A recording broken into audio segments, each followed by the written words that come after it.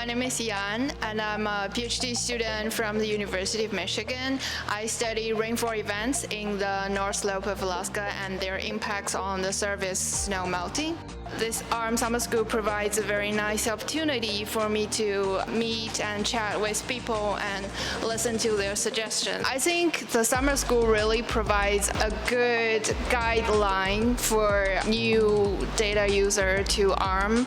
And for me, I have been using the ARM data for a while, but still I find it very interesting to learn about how there are some tools we can use to facilitate of ARM data, like the ACT and also the PyR, and they're really nice, useful software tools that you should not miss. We're looking at how we can explore the measurements from cell campaign and how black carbon or aerosol from the dust events could do to the surface snowpack and change how they can reflect the solar radiation and thus would further influence the surface snow melting, which have very large social and ecological impact.